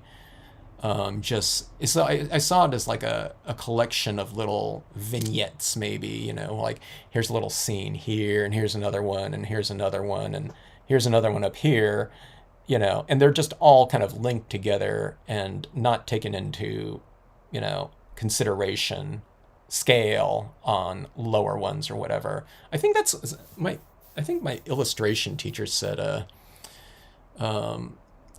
like having things smaller higher up on the composition is kind of like Western perspective. And I think he was saying like other art, like I think it was like Chinese or Japanese or something like that, but where something is positioned within a composition, lower or higher, I think he said it represented like time or something like that. Now I don't know if something up top was always like older or something like that, but it, you know, scale didn't come into play as much as whatever the areas as far as time representation went. So I mean, that's kind of, I think that'll be fun to play around with more, and not just on monster maps, but I think we got to do that more often, and just in scenes in general, just throw out perspective and scale, not on everything, you know, but just once in a while. I think it's kind of liberating in many ways, you know what I mean? If we want, some bird up here, you know what I mean? But the person down here is like this big, then, you know, so be it. You know, it's not representing like a pterodactyl or something of that sort. We need a stamping party with food. Yeah, Froggy made bean soup and cornbread, so if you scroll up in the comments here, she has her she left an address and the gate code combination. I'm just joking. Don't scroll up there for that. Okay, so you spray sealed with a fixative, as I was using it a lot back then. Okay. So with spray fixative, you might be able to use colored pencils if you want to too on there. I didn't try colored pencils on this one. I just figured it was too glossy and it wasn't necessarily the thing that I needed on here. Yeah, my black colored pencil. I don't know if it's applying on here or not. Oh, a little bit. So this black applying on the top of this sealant right here, it's giving me like a 5% gray, I think. I don't know. In some of these areas, I can apply more, it seems.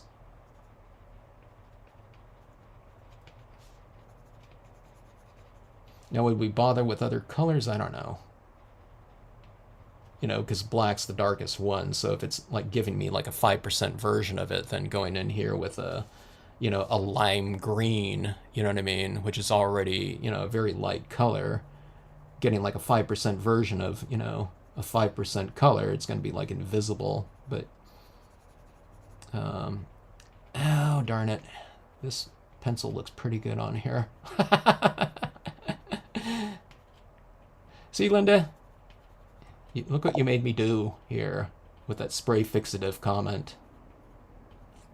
This one was really glossy here, and I don't know, this pencil's going on here just fine. You know, it's the Prisma. This one's the Prismacolor black. Someone said that the formula has changed though, from I don't know. I think Prismacolor is bought out at some point in time. I don't know. I think that's what someone said, and the formula for the whatever, the wax or whatever, has changed a little bit.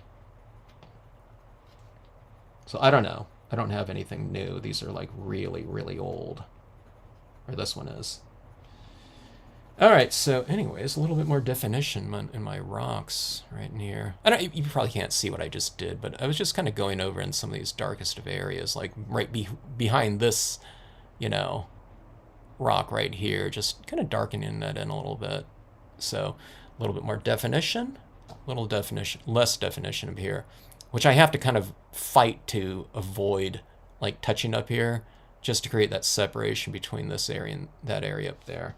Although this one right here gets a little bit, this stamp right here and this one, you can use a little bit more continuity, can it? Let's go a little bit darker right here to blend in that a touch.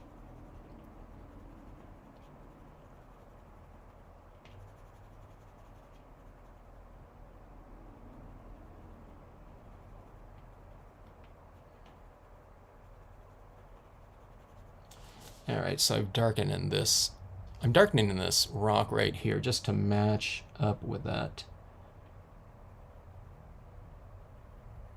Gushing Falls. This is the Side Falls large. Just trying to merge that in a little bit better right in here.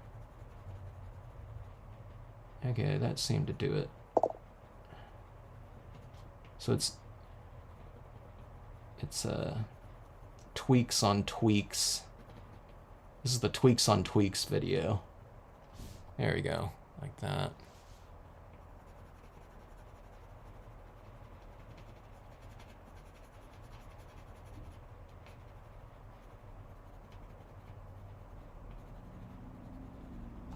All right, yeah, let's go like that. I don't know. Can you see any change there? The tweaks start getting a little bit more subtle, I think, the more you add in there. Because it's like really, super small refinements, the more you add in there, I think. Okay, let's see here.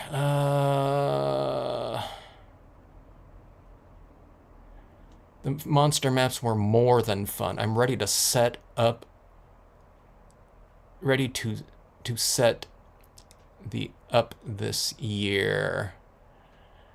I am too. Maybe we should add a tweak to the monster maps or something like that. Do another version of them, or just do another one like that. I think I did them on the semi-gloss last year. I've been working the semi-glosses more because I really like using the colored pencils on there. And I like the monster maps in monochromatic. Man, I don't know, maybe we ought to add a tinge of a... Did anyone do a monster map in color? It'd be a little bit harder for continuity, though, probably. When you just do it in all grayscale and black and white. Everything just kind of inherently, merges together because it's the same tone used over everything.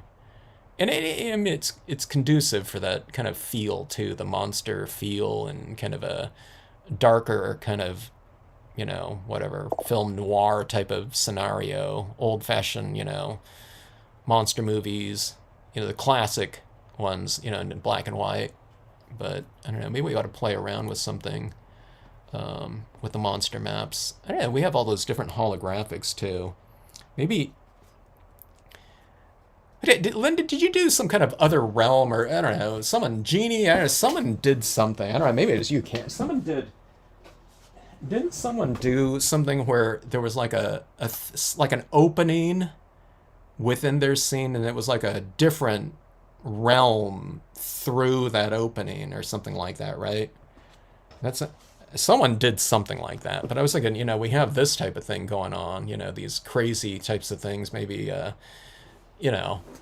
maybe I'll, maybe it was with a cave scene or something like that, or someone did something where they blocked some things off, and then there was like another whole different thing, like in that distant area, like a window, It was like a Stargate. Oh, maybe, yeah, that could be a good monster map. What about this? Like the gallery of a ghoulish gallery or something like that. You know what I mean? Where it's like this piece, and then there's like we can make like windows, throughout there, something like that. And like through each portal or something like that, there's different things. So that that would open up the possibility for like doing anything. You know what I mean?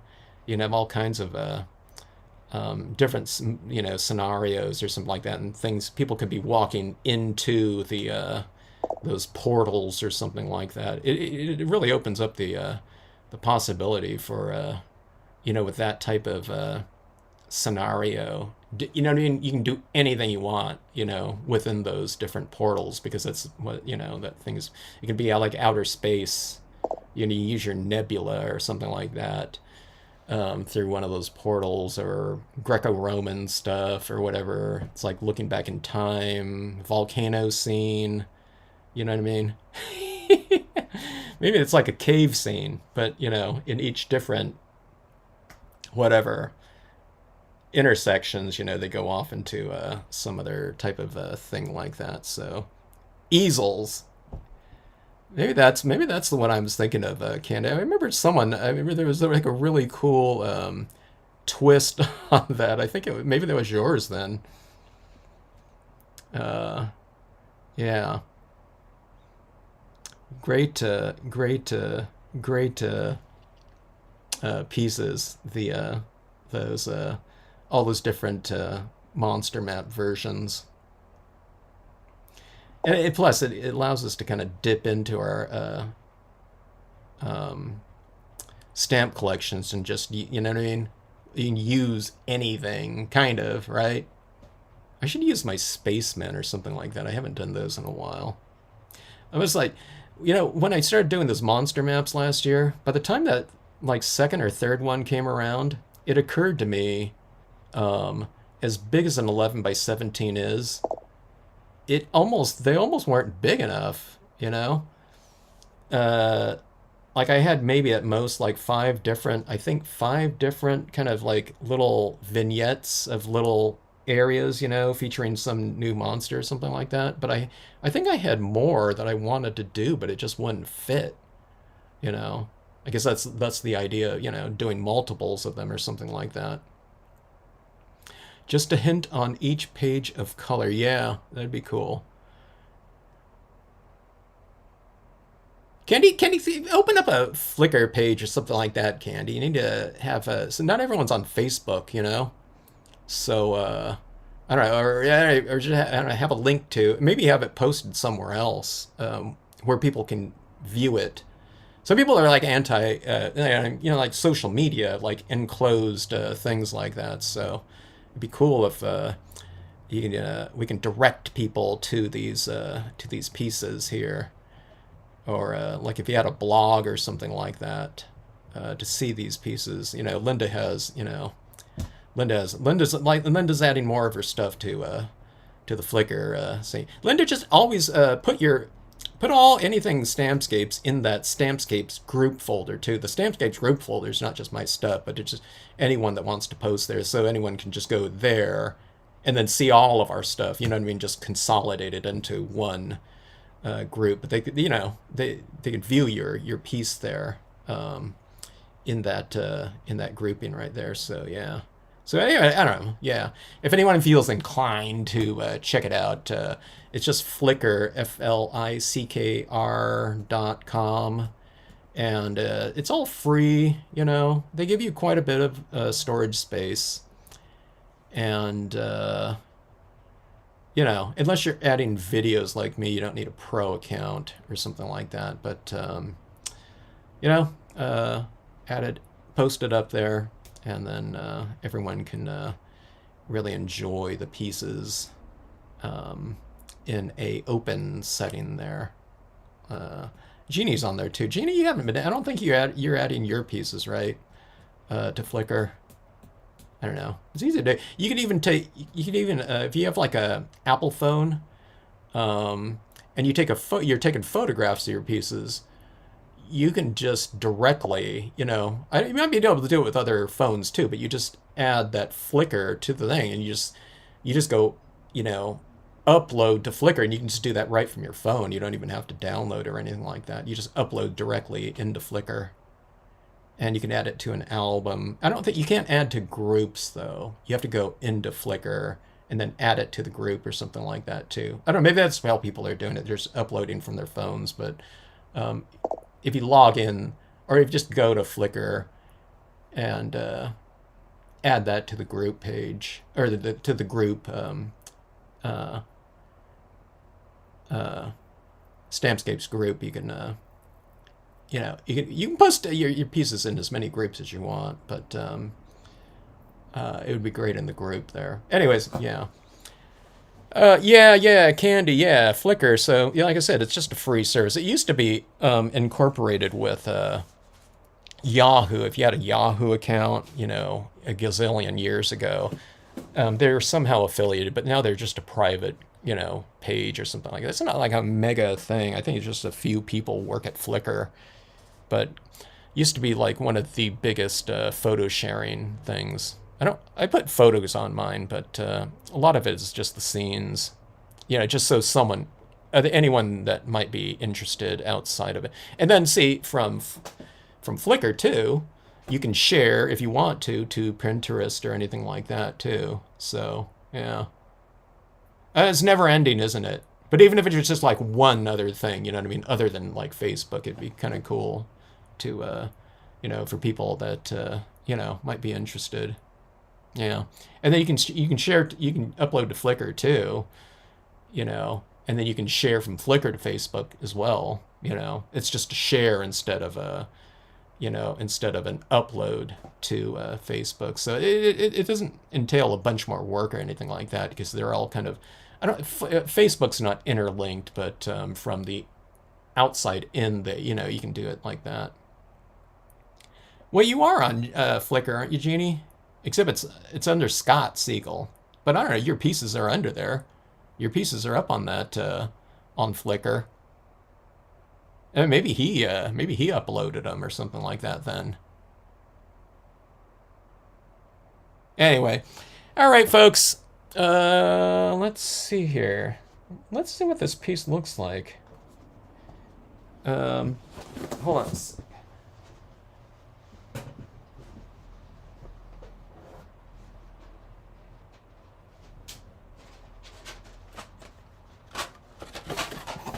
Okay, just out of curiosity, I want to see what this one looks like. I really should spray seal this first because I have some of that white pigment ink on there, but I think it'll be fine. I'll just wipe it off after.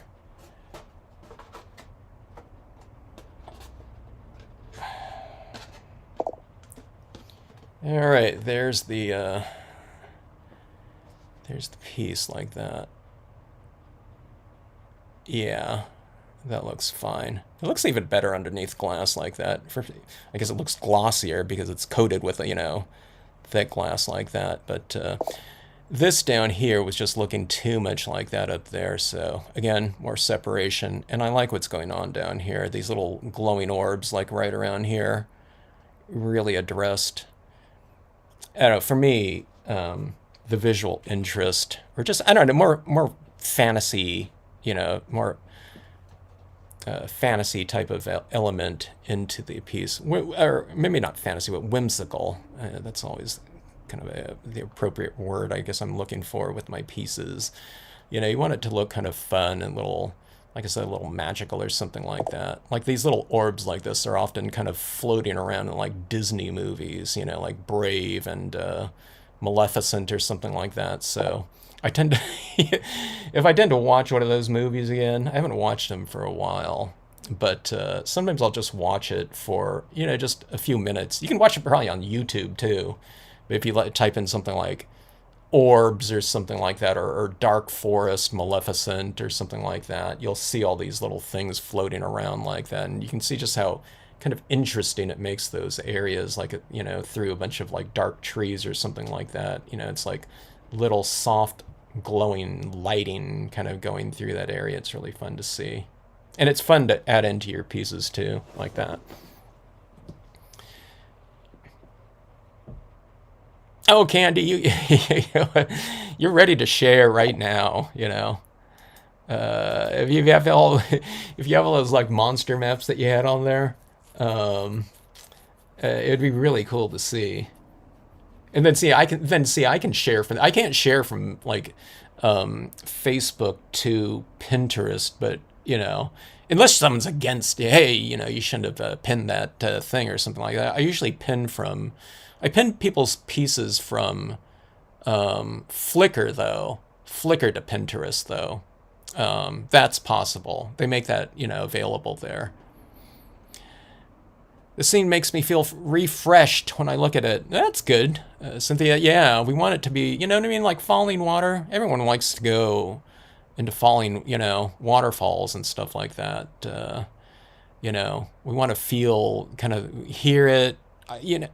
Waterfalls are one of those things, you know what I mean? Everyone's drawn to it. It's always like one of those features of any park or something like that, national park, whatever, city park. If there's a waterfall around, or if there's a waterfall hiking destination, people are going to it. I love the visuals of it, and especially if you're around it, you can feel it, that misty water. But the thing that I like too is when I'm getting anywhere near, even just running water, and even if it was just like a small waterfall, when I go on hikes,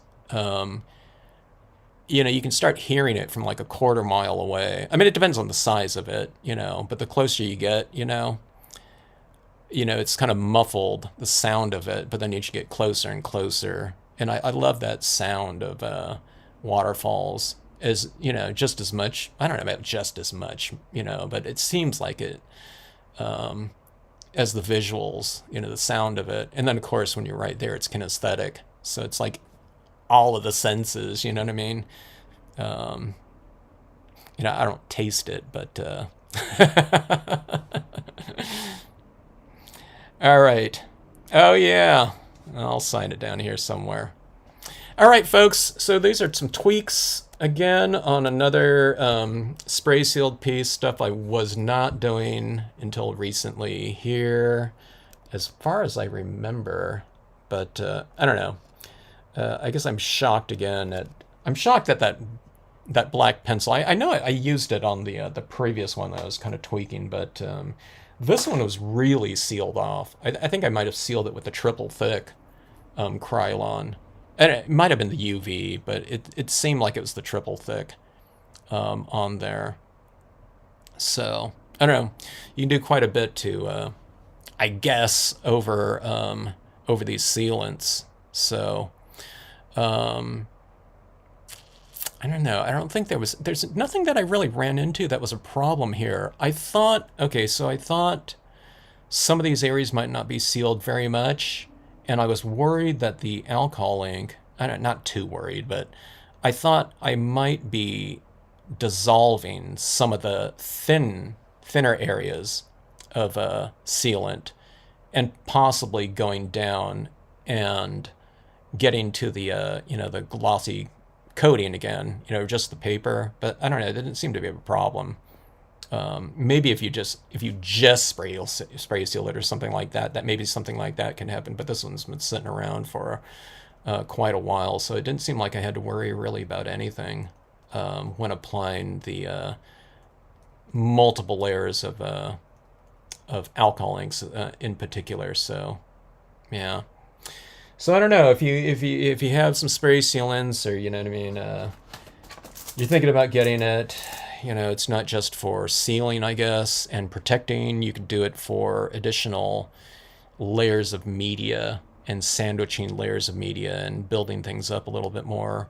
Even if it's just one or two colors, where you just can't go any thicker with alcohol inks because you're removing them by adding in additional layers. Just give it a spray seal and then lock down that color, and then you can go into it again. A lot of people like using alcohol inks, so yeah, it's pretty fun that way, to not have to worry about what you've already laid down, kind of dissolving with the top coats of it on especially like your glossy cardstocks. I think with the matte cardstocks, you're not running into that as much because it's absorbing into the paper. But the ones where it's more surface oriented like that, there's only so many layers you can add before you're just kind of applying, and it's really kind of just removing what you've already applied. So just locking it down as the spray sealant seems to do pretty well. And again, it's the other things: alcohol, colored pencil, and paint pens. So fun stuff. Okay.